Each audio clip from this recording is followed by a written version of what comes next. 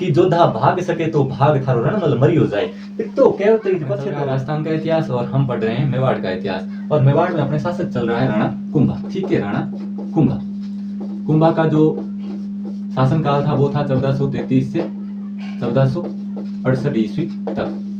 हमने कल पढ़ लिया था जो राणा चुंडा है वो मेवाड़ से वापस आ जाते हैं जब हंसाबाई को रणमल की जो सारी नीति है वो पता चल जाती है भारमली के द्वारा, जो कि भारमली रणमल की प्रेमिका थी, उसके द्वारा वो सारा सिस्टम उसको पता चल जाता है कि रणमल की क्या नीति है, वो क्या करना चाहता है, राणा कुंभा को वो मारना चाहता है, वो सब कुछ पता चल जाता है। और उसके बाद जो हंसाबाई है वो राणा चुंडा को वापस बुलाती है मालवा से, और चुंडा जी जब वापस आते हैं और हंसाबाई से मिलते हैं तो हंसाबाई जो भी सारा जो घटनाक्रम घटा था मेवाड़ के अंदर वो सब कुछ राणा चुंडा को बता देती है।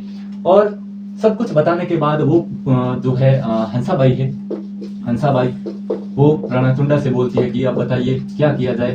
तो देखो राणा चुंडा से कहती है कि अब क्या किया जाए, रणमल मेरा भाई है और उसने ऐसा अब सोच लिया है और क्या पता वो राणा कुंभा को कब मार दे, तो आप ही कोई योजना बनाइए। तो राणा चुंडा है वो बोलते हैं भारमली को, भारमली को, क्योंकि भारमली मेवाड़ की दासी थी। इसलिए राणा चुंडा ने भारमली से कहा कि भारमली तुझे एक काम करना पड़ेगा। फिर रणमल तेरे पास आता है, भाई पार्ट टाइम जॉब के लिए तेरे पास आता है हमेशा, लेकिन जब अगली बार वो तेरे पास आए तो उसको मारना है। भाई वो राणा कुंभा को मारे उससे पहले क्या कर सकते हैं कि हम उसको मार दें, तो वो राणा कुंभा बच जाएंगे राणा कुंभा।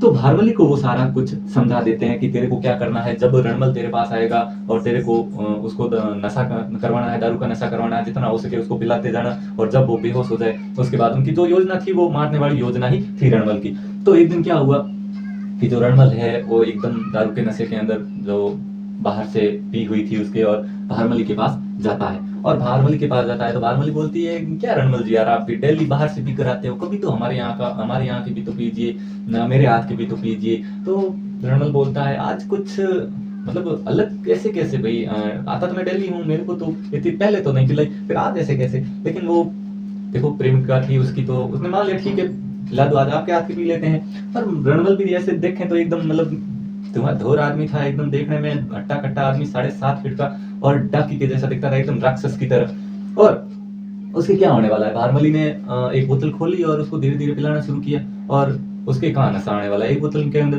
तो धीरे धीरे बस एक और पैग करते करते करते भारमली उसको पिलाती गई, और आखिर में बेचारी कोई एक सीमा होती है पीने की भी।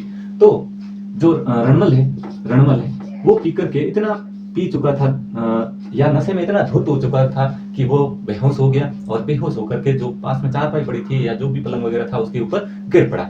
और गिरते ही भारमली ने जो सैनिक वगैरह वहां पे छिपे हुए थे उन सैनिकों को बुलाया और कहा कि देखो ये अब तो उठने वाला है नहीं, तो आपको जो करना है वो अभी अभी कर दो या फिर इसको सल्टा दो, ठीक है। तो जो भी सैनिक वगैरह थे वो सैनिक उसके ऊपर चढ़े, एक दो कोई छाती के ऊपर चढ़ा और लिया चाकू वगैरह, चाकू से खपे मार करके उसको छल्ली कर दिया, एकदम खून निकाल दिया रणमल से।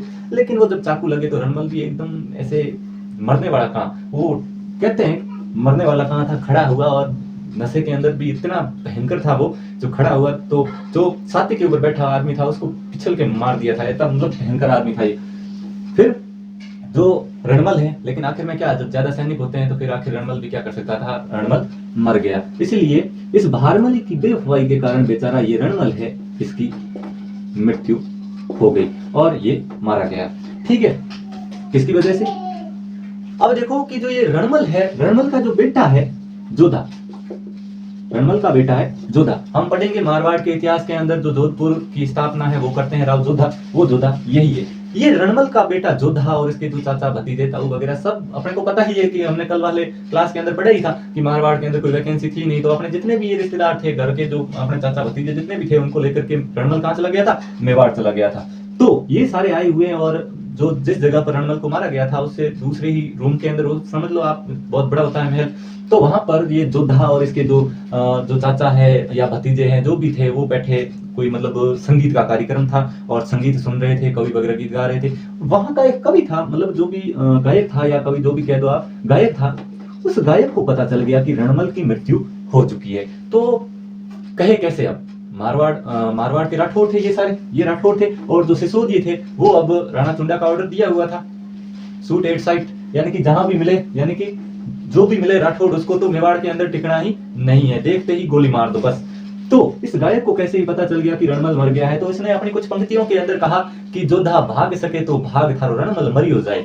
तो कहते ही पछे तो कहीं हुन जोधा और जोधारा जो चाचा भतीजा ताऊ वगैरह सब होता जो हुनते ही जन पछे पकड़िया लिया हाथ में तुम्हारा दौड़ तरीके में एकदम दौड़ लगाई हिंदी जो रुकिया कोनी पाछल को फोरेंगे पाछो जो लोग लारे आवे कौन। थोड़ी देर पीछे करते करते राणा चुंडारी जो सेना है वो भी अब राणा चुंडारी ऑर्डर के लिए क्या और लार भागने का ही फायदा कुछ नहीं होने वाला है, मिलना क्या है इनके पीछे भागने से। चलो अपन क्या करते हैं, जो मारवाड़ है मारवाड़ की जो राजधानी है वहां पर जाकर के कब्जा कर लेते हैं। तो जो राणा चुंडा है ये जब जोधा और इसके जो भी भाई भतीजे थे और मेवाड़ से भागने के बाद इनकी सेना राणा चुंडा के ऑर्डर के बाद इनकी जो सेना थी वो सीधी गई मारवाड़, और मारवाड़ की जो राजधानी थी, राजधानी कौन सी, मंडोर।